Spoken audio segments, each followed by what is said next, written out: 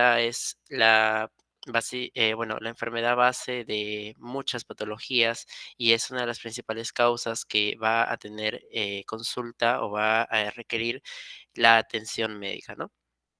Bien, por la parte de nociones básicas, nosotros tenemos que entender que básicamente la diabetes en sí son un conjunto de enfermedades o de patologías. Tienen un metabolismo alterado en la cual la secreción o la ingesta de carbohidratos es demasiado alta y va a tener como principal característica clínica la hiperglicemia, ¿no? Dentro de este complejo de la diabetes, nosotros siempre solemos comprender o entender, válgase, la diabetes como una sola patología. Sin embargo, se conoce que hay varias fases, aparte de la tipo 1 y tipo 2, que sobre todo van a tener un perfil genético. Dentro de su epidemiología, esta enfermedad se conoce que aproximadamente 500 millones de personas en el mundo la padecen y según proyecciones de la Asociación de la Americana de Diabetes, hasta el año 2050 se proyecta 853 millones. La mayoría de estos casos van a ser diabetes de tipo 2, porque ya que esta diabetes se caracteriza por ser aquella que va a darse por consecuencia o en la mayoría de ocasiones vía consecuencia de la ingesta excesiva de carbohidratos que va a tener la persona, mientras que la tipo 1 va a requerir un perfil netamente genético que va a ocasionar una supresión de las células beta pancreáticas, ¿no? Entonces, la tipo 2 justamente al ser necesario que el humano intervenga o que nosotros mismos la manejemos, es la que más frecuente se va a dar. Por eso es el 95% de los casos. Si bien esta enfermedad tiene una predisposición genética que está asociada aproximadamente eh, hasta el segundo rango de un perfil genético, se asocia más que todo a los padres, que son el primer rango en este caso, ¿no? Y en el mundo es la principal causa de amputación, sobre todo de miembros inferiores, debido a las complicaciones que van a tener en la vascularización de las extremidades.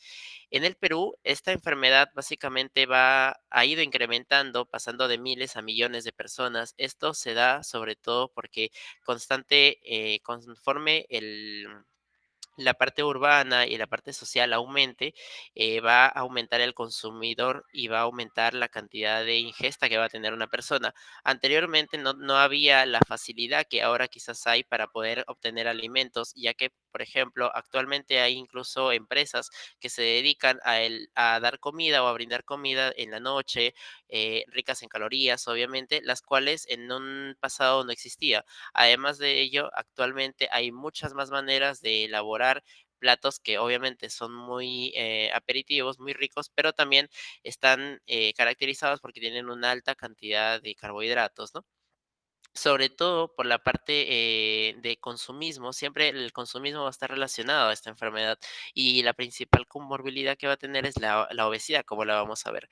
Por eso es que, según el Fondo Americano, vamos a estar entre uno de los 19 países de la parte americana, bueno, de la región de América y del Sur, que vamos a tener esta enfermedad, ¿no? Siendo así, en el Perú es la séptima causa de muerte como una enfermedad prevalente y aproximadamente 19 millones de soles se gasta anualmente como parte de los requerimientos que el Estado interviene para intentar detener esta enfermedad, ¿no? Pero pues aparte de la a veces escasa intervención en la parte del primer nivel de atención que se encuentra por la parte del Estado y por diversas estrategias que a veces son mal aplicadas, el incremento que se da es sustancial, ¿no? Pasando de miles, como mencioné, a millones. Nosotros tenemos que entender los factores de riesgo que se van a asociar a esta patología. Generalmente, esta información la he sacado en este caso de la proyección del año 2025, que tienen dos estudios interesantes y un estudio generalizado como un estándar, ¿no?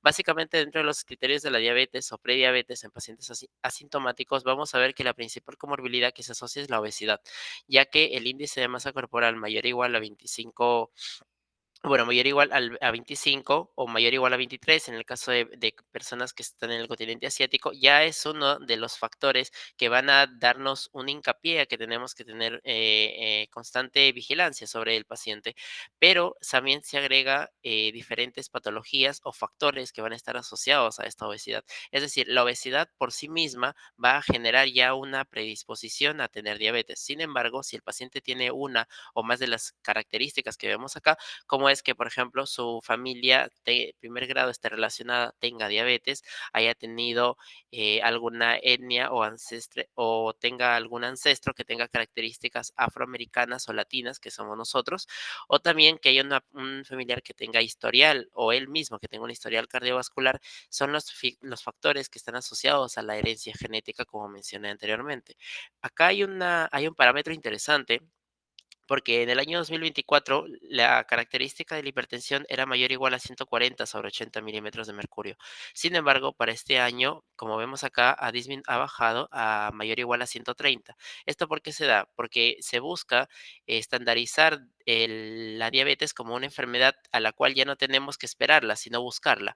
Por lo tanto, al bajar los niveles requeridos de hipertensión, una persona ya puede ingresar a un acceso previo como un control que anteriormente por 10 milímetros de mercurio valía una redundancia para que la persona crea que está bien. Por su parte, el colesterol, como es el HDL, se mantiene con los valores que estaban y los triglicéridos, si bien se dice que la escala terapéutica va a iniciar a partir de los 200 miligramos por decilitro con estatinas, para que sea un criterio de riesgo se requiere más de 250 miligramos por decilitro. Además de esto, para las mujeres, el principal factor asociado con la diabetes es el síndrome de ovario poliquístico. Esto tiene una fisiopatología muy extensa por dentro, pero a grosso modo, básicamente, cuando una persona tiene esta patología, producto a la alteración hormonal que va a tener la paciente, es que hay una mayor retención de la cantidad de lípidos que va a tener. Y esto asociado a una mala ingesta de alimentos, va a predisponer en un gran porcentaje que tenga la persona diabetes. La inactividad física, como vamos a ver en los estudios de acá, es el segundo factor que se asocia y otras condiciones como la obesidad mórbida y la cantosis nigricans, que ya son patologías asociadas a esta enfermedad. Luego de eso, vamos a ver las pruebas laboratoriales como es la hemoglobina glicosilada o la hemoglobina en tiempo rápido o al azar, y también el tiempo que ella tenía una persona que ya ha sido diagnosticada de 1 a 3 años. Para todas las personas que sean menores de 35 años ya se consideran en grupo de riesgo, por lo cual tenemos que estar constantemente evaluándolo. Acá, como podemos ver, hay dos estudios que hablan sobre, sobre la importancia del peso y el ejercicio que tiene la persona con diabetes.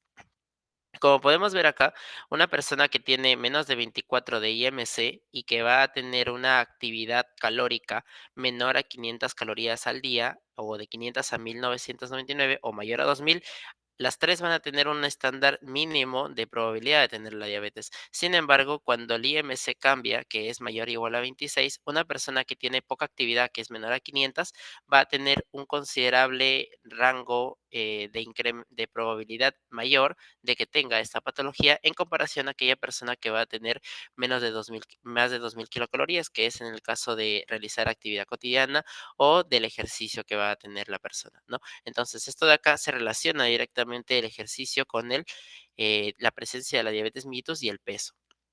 Por otro lado, hay un factor interesante que es sobre la insulina. Nosotros sabemos que la insulina es aquella que va a encargarse de regular la glucosa, pero la diabetes se inicia justamente con una resistencia a la insulina. Acá hay un estudio que también se publica dentro del ADA y dice que la obesidad va a ocasionar una disminución de la insulina, pero es mayor en pacientes que tienen el primer grupo sanguíneo o el primer rango familiar de herencia, ¿no?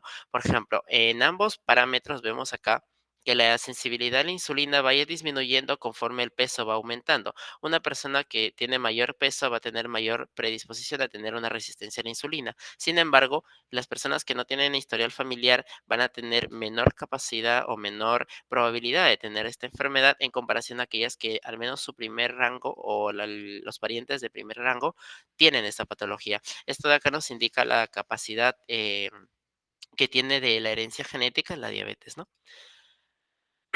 Luego podemos hablar de la fisiopatología de la diabetes. La fisiopatología generalmente se denominaba como el octeto ominoso, o sea, el octeto ominoso era en sí el énfasis de de los 8 mecanismos fisiopatológicos que van a ocasionar la diabetes. Sin embargo, en el año 2022, en la revista The Lancet, se publicó lo que se llama Deleterious Dosing, que básicamente es la docena deleteria, que es, digamos, una recopilación de diversos estudios que han indicado que aparte del octeto ominoso ya conocido que se publicó en el año 2009, hay mecanismos que están involucrados dentro del octeto ominoso, pero que tienen diferente fisiopatología, las cuales conllevan a una hiperglicemia en su conjunto. Estas van a ocasionar una insuficiencia de la secreción de las células beta en el páncreas y una insulinoresistencia. Esta insulinoresistencia va a ocasionar la hiperinsulinemia inicial, que es el episodio de prediabetes, en el cual hasta el momento de acá el paciente está en episodios asintomáticos, ¿no? Cuando se presenta la hiperinsulinemia, el páncreas va a corresponder aumentando la secreción de insulina. Sin embargo, conforme pasa el tiempo, y la ingesta sigue en aumento, la deficiencia pancreática se va a presentar, como lo vamos a ver luego acá. Y finalmente el diagnóstico se va a dar general en su mayoría cuando la persona ya ha perdido de 40 a 80% de capacidad funcional en el páncreas, ¿no? Anteriormente se conocía un octeto ominoso, como mencioné, y actualmente la docena deleteria comenta que inicia todo mediante un mecanismo general, o sea, todo se da a partir de la deficiencia de las células beta. Las células beta, que son las encargadas de generar, creo que no se ve muy bien, las células beta son las encargadas de generar la insulina. Estas de acá van a depender de factores como son la función, bueno, va a generar una función que es netamente de secreción. Conforme baja esta actividad por medio de la alteración pancreática que la vemos acá, va a disminuir su función y va a disminuir la implicancia que va a tener. Entonces, como disminuye la actividad de las células beta, por más que se estimule las células beta, de todas maneras va a disminuir la capacidad que va a tener, en este caso, la insulina para poder hacer su función, que es en este caso ingresar la glucosa por medio de los canales GLUT4, ¿no? Luego tenemos a las células alfa que van a generar el efecto contraproducente, aumentando la síntesis del glucagón, que va a ser el segundo mecanismo asociado. Luego de eso, Luego de eso podemos encontrar la triada que vamos a ver donde el tejido adiposo va a ir en aumento, el tejido muscular va a ir en descenso y la parte hepática se va a estar, bueno, el hígado en sí como órgano va a ayudar a aumentar la cantidad de glucosa que va a estar en sangre por medio de la gluconeogénesis, ¿no? Entonces, esta triada de acá es la más asociada a la fisiopatología de la hiperglicemia, que son los principales órganos o, bueno, las principales estructuras que van a afectarse, ocasionando, como dice acá, un aumento de la insulina. Luego de eso, vamos a tener los órganos que van a ir como efecto contraproducente, es decir, como efecto secundario. De ellos, el más afectado es el riñón, que básicamente va a aumentar la reabsorción de glucosa por acción del SGLT2 y aumenta la inflamación y fibrosis, ocasionando una de las complicaciones que se llama, que es la nefropatía diabética, ¿no? Luego de la nefropatía en el cerebro también se va a aumentar la estimulación del hambre. Esta estimulación simpática y esta estimulación simpática se va a dar por el hipotálamo, ocasionando la siguiente patología que va a ser la polifagia de la persona, ¿no? Y la disminución de la actividad de la dopamina va a ayudar para que la persona sienta menor ganas de tener una actividad física. En la parte gastrointestinal, la disminución de la incretina que ayuda a disminuir la glucosa va a ser el principal mecanismo asociado y todo eso va a ocasionar una cascada, una activación de la cascada de coagulación, de inflamación, perdón. Por eso es que se conoce a la persona que ya tiene una obesidad mórbida y al mismo tiempo que va a tener el riesgo de la diabetes, se conoce ya como una persona que está constantemente en un proceso inflamatorio, ya que esta enfermedad, como sí, tiene por correspondencia un proceso inflamatorio, una inflamación crónica. Esta inflamación crónica va a incluso encontrarse en exámenes laboratoriales con un aumento de la fórmula blanca. Esto de acá va a ocasionar una inmunodepresión o de alteración del organismo. ¿Por qué? Porque básicamente el cuerpo está en un constante proceso inflamatorio, el cual no va a tener como si un agente patógeno al cual atacar. Esto va a ocasionar una alteración, sobre todo en la parte neutrofílica, y predispone una alteración en la persona, ¿no?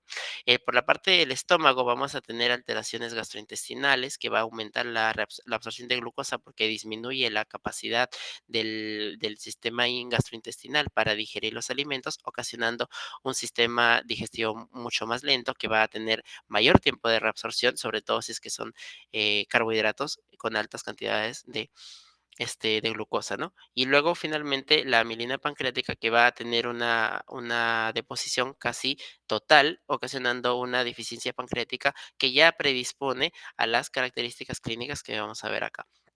Las 4P generalmente se asociaron a la diabetes, sin embargo, cada uno tiene un mecanismo fisiopatológico que se va a explicar. Por ejemplo, la poliuria, que en este caso el paciente van a empezar a orinar demasiado, se va a dar cuando la glucosa va a ser mayor a 180 miligramos por decilitro, o al menos inicia en esos rangos. Esto de acá, ¿por qué se da? Porque normalmente el riñón, su función es evitar que la glucosa salga del sistema. Sin embargo, cuando se supera el umbral renal, que aproximadamente está entre 140 a 180 miligramos, el cuerpo va a empezar a eliminar glucosa por la orina. Esta glucosuria va a ocasionar una diuresis osmótica, la cual explica la poliuria. Es por eso que muchas veces tenemos que entender cuál es la causa que da la enfermedad o la manifestación clínica, ¿no? Por ejemplo, la polidipsia, que en este caso la persona quiere consumir mucha agua, también va a estar asociada a la diuresis osmótica, porque cuando la persona pierde agua dentro de la orina, va a bajar el volumen intravascular, como ende va a aumentar la osmolaridad que va a tener el cuerpo y los osmorreceptores que están ubicados en el sistema, en todas las paredes de los vasos, van a inducir la sed al hipotálamo, ¿no? Por su parte, la polifagia, que es la que va a estar asociada, como mencioné, a la insulinoresistencia, las células, si bien el órgano, bueno, en este caso el sistema, está con grandes niveles de azúcar en sangre, esta glucosa no está dentro de la célula, que es finalmente donde va a hacer su función de generar ATP. Por ende, las células periféricas que están sin glucosa van a inducir al núcleo 4 del hipotálamo, que es el más asociado a esta clínica, la cual va a aumentar el hambre por medio del vasoreceptor NPI AGRP. Entonces, este vasoreceptor justamente es uno de los más estudiados últimamente. ¿Por qué? Porque se busca de alguna manera influir en la ingesta de la persona para que disminuya la ingesta, de esta manera disminuya también la cantidad de alimento que puede comer. Y la pérdida de peso finalmente se va a dar por una mezcla de todo ello, porque, por ejemplo, la glucosuria que ya mencionamos en la poliuria va a tener una pérdida calórica, ocasionando un estado catabólico y asociado a la proteólisis y lipólisis y alteración del metabolismo hepático que mencioné en la fisiopatología, van a condicionar a una pérdida de peso del paciente.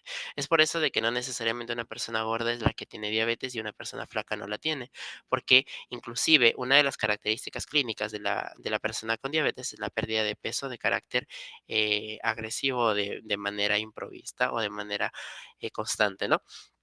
Nosotros tenemos que entender conceptos para la pre y para la diabetes. Como criterios de la prediabetes vamos a encontrar la hemoglobina glicosilada como la mejor prueba que vamos a tener. Sin embargo, está sujeta a la parte económica, que en este caso en Perú todavía se considera ligeramente costosa, ¿no?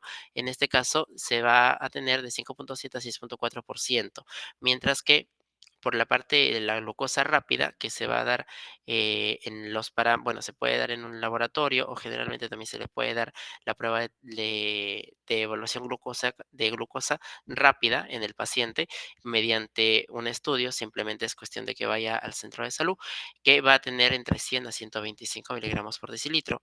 O cuando se realiza ya la prueba laboratorial con una tolerancia que es 75 gramos de glucosa de 140 a 199. La prediabetes, ¿qué nos indica? Nos indica de que la persona ya básicamente está teniendo una deficiencia para controlar la glucosa que está ingiriendo. Por lo tanto, los dos mecanismos que debemos prevenir es la modificación del estilo de vida y de los factores de riesgo. Ahora, algo asociado que nosotros vamos a tener importante en los niños y en los adolescentes es que la obesidad a ellos les afecta mucho más, ya que en un screening que se realizó parte del estudio del ADA, dice que el peso mayor o igual al percentil 85 o al percentil 95 ya es es un factor de riesgo, mientras que en el adulto necesitas netamente un IMC más alterado, ¿no? Entonces, ¿esto por qué? Porque el niño tiene mayor predisposición a tener la diabetes en la juventud antes que la persona que ya es adulta, que la tenga en constante, bueno, hasta que llegue al adulto mayor y todo eso, ¿no? Dos estudios asociados nuevos e implementados es que en sí la prediabetes ya aumenta el riesgo cardiovascular, por lo cual la modificación de los riesgos también se condicionan a personas que tienen problemas cardiovasculares. Es decir, una persona que tiene un antecedente de una IMA o otra patología ya debería tener, por ende, una prediabetes indicada, ¿no? Y por su parte, el uso de las estatinas, que es una de las causas que más se da una controversia, si bien la estatina ayuda a regular los niveles de triglicéridos, también está asociada a un incremento de riesgo de tener diabetes tipo 2. Entonces, por eso es que no se recomienda la estatina si, si está mayor riesgo que beneficio, ¿no? Luego, para el diagnóstico de la diabetes, vamos a encontrar los tres criterios, que es la hemoglobina glicosilada mayor a 6,5. En este caso, la prueba que se realiza mayor o igual a 126 después de 8 horas de ayuno, que se conoce como 8 horas de ayuno. Es, como menciona acá, la ausencia inequívoca de hiperglicemia, porque se requiere 2 veces de un estudio. Es decir, se necesita 2 estudios en diferentes tiempos de la misma prueba para que pueda ser confirmatoria. O en este caso puede ser confirmatoria si dos de ellas, como es esta y la otra prueba, dan positivo ambas, ¿no? En cambio, la hemoglobina genérica, o bueno, digamos, en ayunas, es la que va a tener mayor factor de discrepancia, ya que depende mucho del estado anímico y también de la variabilidad del paciente, ¿no? Y luego vamos a tener la prueba de glucosa, que es mayor o igual a 200 miligramos por decilitro, ¿no? Luego de la ingesta de 75 gramos de glucosa. ¿Cómo se conoce cuando una persona? Porque también hay un estilo de glucosa, que es la glucosa al azar. La glucosa al azar se puede dar en cualquier momento de la persona, siempre y cuando tenga la clínica de la diabetes, ¿no? Pero hay ocasiones donde, equívocamente se da el tratamiento cuando la persona no ha hecho una crisis, de hiperglicemia ni tampoco las manifestaciones clínicas, porque también hay que tener en cuenta el descarte o el diagnóstico diferencial. Es por esto que esta prueba de examen al azar también depende de una de las 3 de arriba. Es la capacidad, bueno, es la variabilidad que tienen con respecto a la del 2023 y 2022, que tenía una variabilidad diferente, ¿no? Que en este caso sí se podía considerar la prueba de glucosa, en este caso al azar, como una prueba de mayor importancia. En cambio, ahora ya se requiere de una de las otras dos de manera definitiva. En cambio, las otras sí pueden estar siendo positivas y luego van a tener que hacerse un estudio nuevo. Luego vamos a revisar estos artículos, bueno, este pathway que les invito a que lo tengan, a que lo usen. Es un pathway de UpToDate, que es el que, bueno, más se puede usar, más se usa actualmente en Europa para poder establecer los criterios diagnósticos, que nos ayuda justamente a entender más rápido cómo una persona puede o no puede tener el diagnóstico de diabetes, ¿no? Luego vamos a tener el tratamiento, que bueno, acá hay un cuadro muy grande, que es el que el ADA establece, que se va a establecer por metas, ¿no? Nosotros tenemos que entender en la diabetes que la principal complicación o el principal riesgo que puede tener la persona es netamente el daño renal y el daño cardiovascular, que va a estar asociado a la mayor mortalidad en este caso. Mientras que si una persona no tiene estos factores de riesgo, puede estar usando medicamento de vía, incluso en forma independiente, es decir, el uso de la metformina como principal fármaco asociado, ¿no? En este caso, si el objetivo de la persona es, por ejemplo, perder peso o mantener el peso que tiene para establecer los criterios de un diabético normal, si quiere perder el peso, se usa de mayor eficacia, o se ha demostrado con mayor eficacia, el semaglutide y el tirzepatide, que en este caso el semaglutide es el que vamos a encontrar nosotros acá en Perú. El semaglutide y el dulaglutide las podemos encontrar, mientras que los otros todavía no se consideran, al menos no se pueden encontrar fácilmente. No quiere decir que estos fármacos son baratos, obviamente, sin embargo, sí son los de mayor eficacia que vamos a tener para la pérdida de peso. Mientras que la metformina metformina, por ejemplo, va a ser neutral, no va a influir tanto en la disminución del peso. Esto está asociado justamente porque en ocasiones se dice que el uso de la metformina puede disminuir el peso, lo cual no necesariamente es que se produce, sino la metformina ayuda a que la persona con diabetes mantenga su glucosa normal y esto predispone, asociado obviamente a un cambio de estilo de vida, a que la persona pierda peso. Por eso es que si una persona con diabetes, nuestro objetivo es mantenerlo adecuadamente, la metformina sigue siendo el fármaco más usado o de elección por la eficacia que ya ha demostrado para mantener la glucosa normal, ¿no?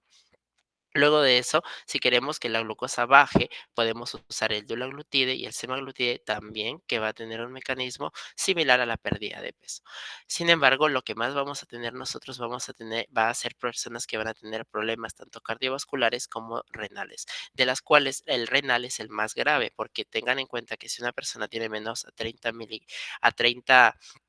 mililitros por minuto de filtrado glomerular, no se le puede indicar metformina, que una regla que ya se estableció desde hace mucho tiempo atrás y lastimosamente debido a la falta de estudios, en muchas ocasiones se da que hay personas diabéticas que terminan con problemas renales como es una falla renal crónica producto del uso de la metformina, ¿no? Si es que nosotros tenemos un problema o una complicación cardiovascular y complicación renal, los medicamentos de elección siempre van a ser los ISGLT2, que se ha demostrado hasta ahora que van a ser los más eficaces y efectivos que vamos a tener para contrarrestar esta enfermedad. ¿Esto por qué se da? Porque como mencioné en la fisiopatología, parte del efecto renal o de la complicación renal que tiene la persona es que va a tener un aumento de la enzima del estímulo del SGLT2 para ayudar a la reabsorción de la glucosa. Entonces, este mecanismo o este fármaco va a inhibir ese órgano y al inhibir esa actividad va a aumentar el daño, va a aumentar, perdón, el beneficio que va a tener en el riñón, ¿no? O sea, va a tener un mayor control en la parte renal, lo cual es la principal enfermedad que vamos a tener en este caso en la persona. Luego vamos a ver lo que son cómo dar insulina o cuándo dar la insulina. Si bien la insulina es el fármaco, bueno, es la inyección netamente que la mayoría de personas diabéticas no va a querer llegar a tenerlas porque justamente aparte de ser incómodo es algo constante y ya predispone un diagnóstico, digamos, presuntivo de una pérdida casi total de la función pancreática, ¿no? Sin embargo, si un paciente nos llega con una hiperglicemia mayor a 250 miligramos por decilitro, que ya se considera una hiperglicemia severa, según UpToDate ya se debería iniciar la insulinoterapia.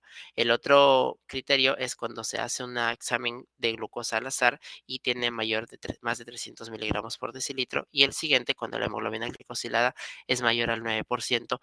Todo ello asociado a la clínica que va a tener el paciente, como es la cetonuria, la pérdida de peso y también el daño que va a tener el paciente, como puede ser el trastorno del sensorio, que va a requerir ya definitivamente iniciar la insulinoterapia, que muchas veces la insulinoterapia se usa de manera precoz, ocasionando de esta manera que la persona ya sea dependiente del fármaco y eso también predispone un daño para la persona, ya que puede todavía ella mantener su función pancreática sin necesidad de la inyección casi ya para toda la vida, digamos, de este fármaco, ¿no? Sin embargo, también hay ocasiones donde el paciente ya tiene falla del fármaco, que en este caso, según diversas actualizaciones, digamos así, cuando ya dos fármacos que son usados, válgase a la metformina con un ISGLT2 o la metformina con un DDP4, la metformina con algún otro fármaco que se usa como coadyuvante para la diabetes, el paciente falla o fracasa y finalmente le agregas un tercer grupo, ya serían tres fármacos para la misma actividad y los tres fallan, ya indica también un uso de la insulinoterapia porque obviamente el paciente ya no responde al tratamiento, ¿no? Entonces, estas son consideraciones que básicamente tanto UpToDate como el ADA han ido actualizando constantemente para mejorar los niveles bueno, para mejorar la comprensión que tenemos de la diabetes y de esta manera nosotros poder entender mejor esta patología. Luego vamos a ver, bueno, vamos a mencionar acá, ahora voy a ingresar a estos links de acá. Denme un momento, por favor, para cambiar de pantalla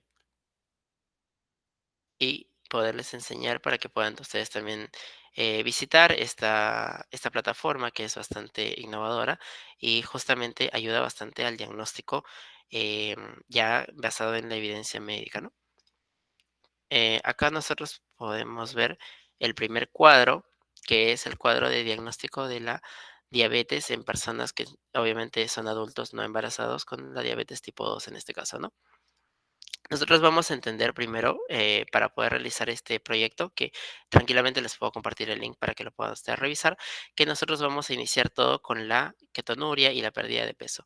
Es decir, este es un flujograma muy didáctico donde te van a indicar si es que el paciente, por ejemplo, va a tener o va a iniciar ya netamente con insulina, ¿no? Si ustedes indican que ya va a iniciar con insulina, como es el caso de la persona que va a tener ya, como dije, la perdón, como va a tener una crisis hiperglicemia o un fracaso de 3 fármacos o alguna otra característica como es que tenga la diabetes tipo 1, como se menciona acá, obviamente no se va a iniciar con un fármaco para tipo la metformina, ¿no? Sino netamente va a iniciarse con la insulina. Sin embargo, si nosotros no tenemos un paciente con estas características, vamos a tener la siguiente interrogante, que va a ser si la persona tiene hiperglicemia severa. Nunca se olviden de la hiperglicemia grave, tiene 3 principales parámetros: la glucosa en ayunas mayor a 250, la glucosa aleatoria mayor a 300 y la glicosilada mayor a 9%. Si una persona tiene estas características y tú indicas que la presenta y además vamos a tener un paciente con riesgo cardiovascular,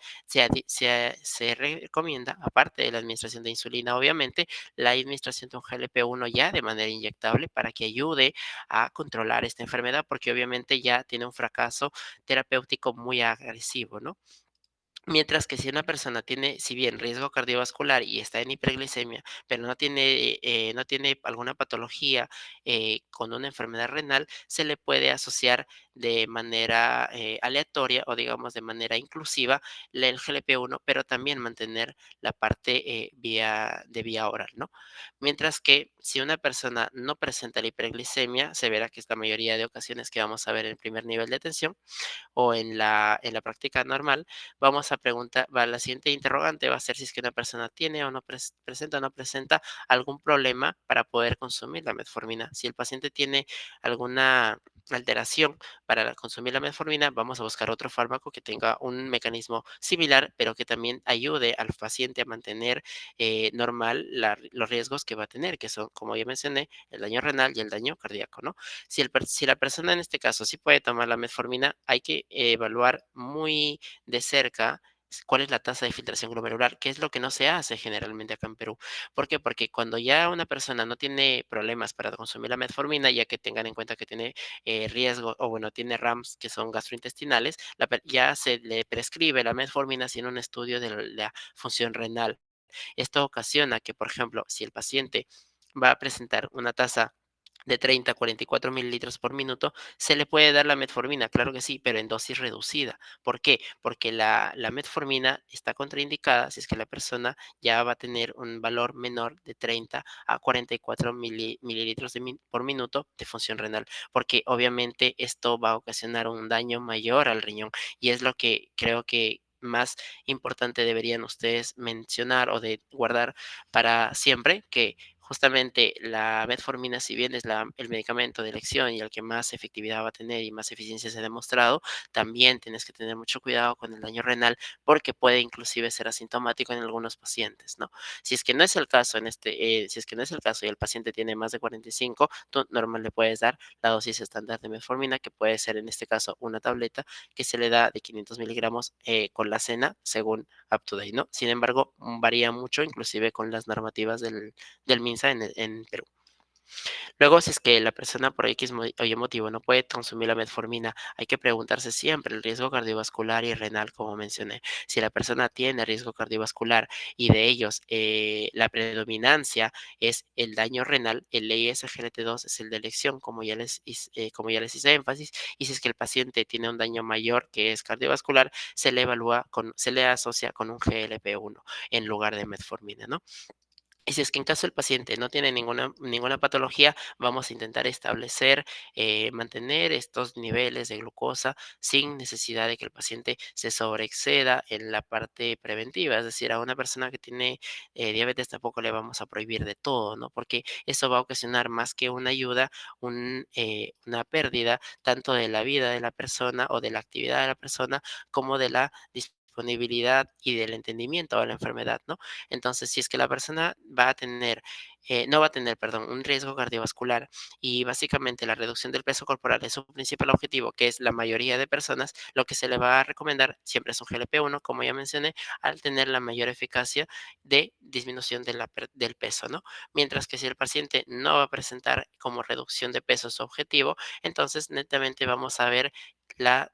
vamos a controlar la glucosa, que en este caso dependiendo si es importante para él evitar la hipoglicemia. ¿Por qué? Porque en personas avanzadas, acuerden que siempre la principal comorbilidad que puede tener es la hipoglicemia, ¿no? Entonces, de esa manera, nosotros también tenemos que entender que la persona puede llegar a tener esta enfermedad o puede llegar a tener esta complicación y de esa manera no se puede, digamos, simplemente decir al paciente, no, sabe que esta patología no se le puede dar, usted no puede consumir, no puede tener nada, porque el paciente va a contrarrestar y va a tener miedo inclusive a la patología.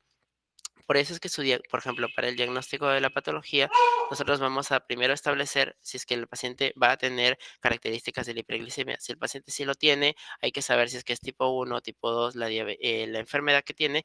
En este caso que sea tipo 1 es insulino dependiente y el tipo 2 no. No, y por otro lado, si el paciente nunca se ha hecho esta prueba, hay que realizarle netamente las pruebas diagnósticas de las cuales acá podemos ver tanto la glicosilada como la hemoglobina que va a ser en ayunas o la prueba de tolerancia, siempre y cuando esta persona se realice una de estas pruebas, debemos evaluar cuántas salieron positivas, ¿sí? Porque si es que tenemos una positiva, tenemos que realizar otra adicional, como ya les mencioné. Y en este caso, si la otra adicional se confirma, entonces la persona va a tener un diagnóstico de diabetes, ¿no? Si es que la persona en la segunda no se confirma o sale negativa, tiene un diagnóstico de prediabetes y se inicia el monitoreo. Y si en la segunda prueba adicional la persona no presenta, o sea, no se puede realizar la prueba de laboratorio, de todas maneras no se puede tener como diagnóstico la diabetes. Si la persona no tiene ningún diagnóstico, o sea, sale negativa la prueba, pero tiene riesgos o factores de riesgo, se debe realizar una segunda prueba y si la prueba secundaria se da una de ellas, se diagnostica la prediabetes, mientras que si da negativa 2 veces, ya se determina que no, el paciente no tiene la diabetes o puede tener un prediabetes si es que tiene factores de riesgo, como mencioné. Y si es que ya hay 2 pruebas que salen positivas, el diagnóstico de diabetes es confirmatorio. Luego vemos como les estaba explicando un poco, acá hay un resumen de la intervención ya terapéutica.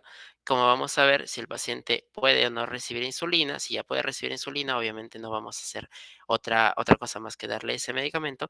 Luego evaluar si la persona tiene hiperglicemia. Si es que la persona tiene la crisis hiperglicémica, hay que ver qué tiene, si tiene un riesgo cardiovascular o no. Si está con un riesgo cardiovascular, nosotros vamos a preferir inyectar un GLP-1 de manera inyectable para contrarrestar esta hiperglicemia al mismo tiempo de proteger el riñón. Mientras que si no lo tiene, se puede usar una insulina basal para controlar esta hiperglicemia. Si la persona no tiene este riesgo, hay que evaluar si puede tomar metformina. ¿Puede tomar metformina? Sí, ok, hay que evaluar su daño renal. Si es de menor de 30 a 44 mililitros por minuto, hay que darle dosis baja o disminuir la dosis, que son 500 miligramos, o en este caso, darle un GLP-1, que sería lo de elección, o un ISGLT2 en lugar de otro fármaco. Y si la persona tiene más de 45, le puedes dar la metformina sin problema. Otra implicancia, si la persona no puede tomar metformina por X o Y motivo, o nuevamente riesgo cardiovascular o renal, si tiene riesgo cardiovascular o renal, ¿cuál de los dos es mayor? Si es mayor el cardiovascular, perdón, si es mayor el renal, el ISGLT2, y si es mayor el cardiovascular, se le da un GLP-1. Por otro lado, si es que el paciente no tiene ninguna comorbilidad, que generalmente es bastante raro, pero se puede dar casos, por ejemplo, un paciente joven que tiene 30, 40 años y solamente tiene como principal problema la diabetes que tiene y el sobrepeso o la obesidad. Entonces, ¿qué hacemos? si el objetivo de la persona es disminuirle el peso, se le puede dar un GLP-1 como asociado al medicamento que va a tener, mientras que si no lo tiene, se mantiene la constancia de evitar que la persona tenga una hipoglicemia, porque esto es lo que mayormente se da en adulto mayor. En el adulto mayor nosotros vamos a tener un paciente que generalmente no va a tener sobrepeso o obesidad, va a tener diabetes de larga data y nosotros tenemos que evitar la hipoglicemia, ya que es uno de los principales efectos adversos que debemos evitar, pues puede tener complicaciones muy graves, sobre todo a nivel neurológico, ¿no? Entonces, si nosotros queremos evitar justamente la hipoglicemia, como es un adulto mayor, se le puede dar una asociación con los GLP-1 y los ISGLT2, o en este caso también se le puede asociar un DDP4. Mientras que si la persona no va a tener estos medicamentos o no tiene el riesgo de una hipoglicemia, los tratamientos va a ser netamente los que tiene. En este caso puede usarse sulfonilurea, se pueden usar metformina, se puede utilizar cualquier otro tipo de fármacos. Bien, creo que con eso estaríamos culminando porque ya es lo más importante que les quería mencionar, la base actualizada up to date que pueden ustedes revisar, ¿no? Esas son las referencias y muchas gracias.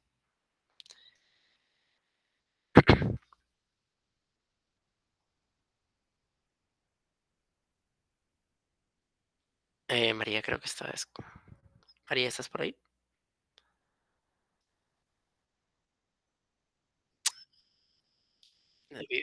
¿Alguna